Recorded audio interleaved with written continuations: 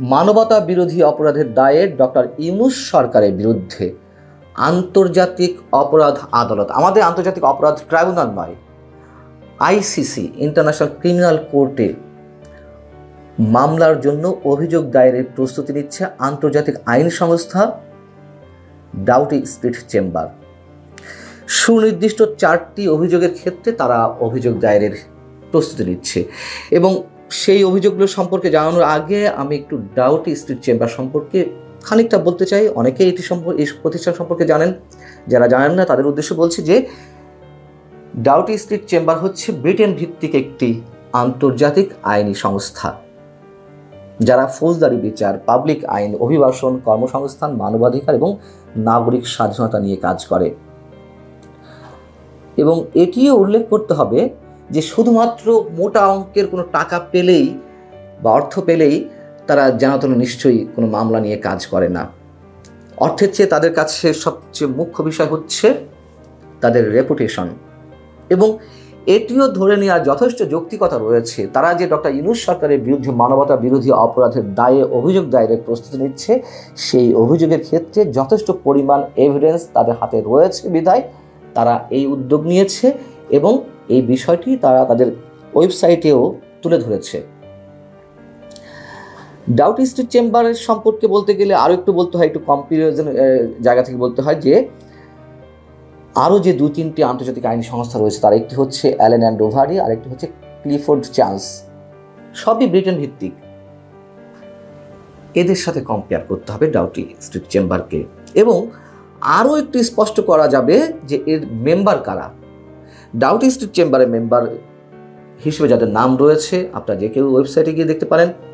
সর্বশেষ তথ্য অনুযায়ী ব্রিটেনের প্রধানমন্ত্রী কিয়ার স্টারমার, আমরা জানি তিনি নিজেও একজন ব্যারিস্টার, খুব নামকরা ব্যারিস্টার, তিনি ডাউটি স্ট্রিট চেম্বারের অন্যতম সদস্য হিসেবে রয়েছেন আমাল কুলুনি। আমাল কুলুনি হচ্ছেন আন্তর্জাতিক মানবাধিকার বিষয়ক আইনজীবী। হেলেনা কেনেডি হাউস অব লর্ডসের সদস্য, তিনিও এটির মেম্বার। আর একজনের নাম না বললেই নয়। ডাউটি স্ট্রিট চেম্বারের ভারিক বুঝতে গেলে অবশ্যই নামগুলো উচ্চারণ করতে হবে। আরেকজন যিনি রয়েছেন জেনিফার রবিনসন, যিনি বিশ্ববিখ্যাত যে তথ্যভিত্তিক প্রতিষ্ঠান সারা বিশ্বকে তাক লাগিয়ে দিয়েছিল উইকিলিক্স, এবং উইকিলিক্সের প্রতিষ্ঠাতা জুলিয়ান অ্যাসাঞ্জের পক্ষে দীর্ঘদিন আইনি লড়াই চালিয়ে আসছেন। এই হচ্ছে ডাউটি স্ট্রিট চেম্বার সম্পর্কে মোটামুটি সংক্ষেপে বলা। এখন ডাউটি স্ট্রিট চেম্বারের ওয়েবসাইটে যেটি বলা হচ্ছে যে ইন্টারন্যাশনাল ক্রিমিনাল কোর্ট, নেদারল্যান্ডের হেগে যেটি অবস্থিত, সেই আইসিসির সংবিধি বা রোম স্ট্যাটিউট এর যে 15 অনুচ্ছেদ তার অধীনেই তারা এই মামলা করার প্রস্তুতি নিয়েছে ডক্টর ইউনূস সরকারের বিরুদ্ধে। যেখানে যে 4টি সুনির্দিষ্ট অভিযোগ এখানে তুলে ধরা হয়েছে বা ধারা আমরা বলতে পারি, তার মধ্যে প্রথমটি হচ্ছে, এখানে বলা হচ্ছে, এখানে যা লেখা রয়েছে আমি হুবহু বলছি। 8 আগস্ট 2024 সালে ডক্টর ইউনূস বাংলাদেশের ক্ষমতা গ্রহণের পর থেকে সাংবাদিক, পুলিশ কর্মকর্তা, সংখ্যালঘু এবং প্রাক্তন সরকারি দল আওয়ামী লীগের সাথে যুক্ত ব্যক্তিদের বিরুদ্ধে বিনা উস্কানিতে অসংখ্য সহিংস আক্রমণের ঘটনা ঘটেছে। 2 হচ্ছে হত্যার অভিযোগে, মিথ্যা ফৌজদারি অভিযোগে নির্বিচারে কারাগারে আটক রাখা হয়েছে অনেককে, বিশেষ করে সাংবাদিকদের। 3 নম্বরে বলা হচ্ছে যে মব ভায়োলেন্স, নিয়ন্ত্রণহীন মব সহিংসতা, সেটি উল্লেখ করা হয়েছে। 4 নম্বরে ধর্মীয় সহিংসতার প্ররোচনা। এই অভিযোগগুলোর জন্য দোষীদের বিচারের আওতায় আনার জন্য বাংলাদেশে কোনো পদক্ষেপ নেওয়া হয়নি। যারা মব ভায়োলেন্স করছে, যারা ধর্মীয় সহিংসতা ছড়াচ্ছে, সে সম্পর্কে এখানে মন্তব্য করা হয়েছে। এবং এখানে যে মন্তব্যটি করা হয়েছে যে এইসব হামলার ব্যাপক প্রকৃতি ইঙ্গিত দেয় যে এগুলি সর্বোচ্চ স্তরে, অর্থাৎ প্রশাসনের সর্বোচ্চ স্তরে পরিকল্পিত ছিল এবং আইসিসি ইন্টারন্যাশনাল ক্রিমিনাল কোর্ট সংবিধির একটি বিশেষ অনুচ্ছেদের অধীনে হত্যা, নিপীড়ন, কারাবাস বা বাক স্বাধীনতা কিংবা যে কোনো স্বাধীনতার গুরুতর বঞ্চনার মতো মানবতা বিরোধী অপরাধের সমতুল্য। এগুলো হুবহু তাদের ওয়েবসাইটে যে তথ্যগুলো তুলে ধরা হয়েছে, যেই শব্দগুলো এখানে ব্যবহার করা হয়েছে, আমি জাস্ট তার ইংরেজির বাংলাটি করলাম। আমাদের একটু মনে রাখা দরকার যে 2024 নভেম্বরে ইন্টারন্যাশনাল ক্রিমিনাল কোর্ট ICCতে ডক্টর ইউনূস সরকারের বিরুদ্ধে মানবতা বিরোধী অপরাধের দায়ে আরও একটি অভিযোগ দায়ের করা হয়েছে, কিন্তু সেটির তুলনায় ডাউটি স্ট্রিট চেম্বারের যে উদ্যোগ সেটি নিঃসন্দেহে অনেক গুরুত্ব বহন করে। তার কারণ ওই মামলাটি করেছিলেন সিলেট সিটি কর্পোরেশনের সাবেক মেয়র আনোয়ারুজ্জামান চৌধুরী।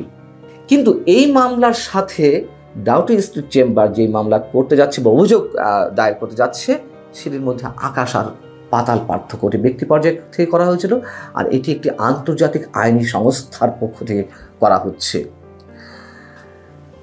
এবং ওই মামলায় যেটি বলা হয়েছিল যে কোটা বিরোধী আন্দোলনের নামে অবৈধভাবে ক্ষমতা দখল করা ইউনূস সরকার গত 5 থেকে 8 আগস্ট পর্যন্ত বাংলাদেশের বিভিন্ন স্থানে আওয়ামী লীগ ও তার বিভিন্ন অঙ্গ সংগঠনের নেতাকর্মী, বাংলাদেশে বসবাসরত হিন্দু, বৌদ্ধ, খ্রিস্টান এবং পুলিশ বাহিনীর উপর নির্মম গণহত্যা ও মানবতা বিরোধী অপরাধের মতো আন্তর্জাতিক অপরাধ সংগঠিত করে। এ সময় হাজার হাজার মানুষকে হত্যা, ধর্ষণ, দেশ ত্যাগে বাধ্য করে এবং লাখ লাখ ঘরবাড়ি, সম্পদ ইত্যাদি বিনষ্ট করা হয়। অভিযোগে এগুলো উল্লেখ করা হয়েছিল, কিন্তু আগেই বলেছি ওটা ছিল ইন্ডিভিজুয়ালি, ব্যক্তি পর্যায় থেকে অভিযোগ দায়ের করা। এবং আন্তর্জাতিক অপরাধ আদালত যেগুলো আমলে নাই, আমাদের মনে রাখা দরকার, উল্লেখ করা দরকার, যথেষ্ট তথ্য প্রমাণ উপাত্ত না থাকলে তারা সেটি মামলা করার নির্দেশ দেয় না। ডাউটি স্ট্রিট চেম্বার যে উদ্যোগটি নিয়েছে, আমি আগেই বলেছি, তারা খুব ভালো করেই জানে যে কী পরিমাণ তথ্য উপাত্ত তাদের হাতে থাকা দরকার, এবং নিশ্চয়ই সেই তথ্য প্রমাণ তাদের হাতে রয়েছে বিধায় তারা সেভাবে এগোচ্ছে। এবং একটি বিষয়কে কেস স্টাডি ধরে তারা তাদের ওয়েবসাইটে উল্লেখ করেছে। যেমন সেখানে বলা হচ্ছে শাহিন আলম নামের একজন, তিনি যে বা তার যে অভিযোগ, তার ছোট ভাই ডক্টর ইউনূস ক্ষমতা গ্রহণের পর তার অনুসারীরা এই শাহিন আলমের ছোট ভাইকে হত্যা করে, তার আগে অপহরণ করে। মিস্টার আলম যেটি ডাউটি স্ট্রিট চেম্বারকে জানিয়েছে যে আমার ভাইকে একটি অর্থহীন আক্রমণে নির্মমভাবে হত্যা করা হয়েছে। সাম্প্রতিক মাসগুলোতে বাংলাদেশ আইন শূন্যতার অবস্থায় নেমে এসেছে, পরিচিত সন্ত্রাসীদের কারাগার থেকে মুক্তি দেওয়া হয়েছে এবং মৌলবাদী গোষ্ঠীর সদস্যদের ক্ষমতার আসনে বসানো হয়েছে। আমি আমার ভাইয়ের জন্য ন্যায় বিচার পেতে এবং দায়ীদের জবাবদিহি নিশ্চিত করতে দৃঢ় প্রতিজ্ঞ। আমার ব্যক্তিগত কোনো মতামত নেই। ডাউটি স্ট্রিট চেম্বার যা বলেছে সংক্ষেপে আমি সেগুলো তুলে ধরলাম। আমাদের অবস্থান কোথায় গিয়ে দাঁড়াচ্ছে শুধু আমরা সেটাই বলতে পারি।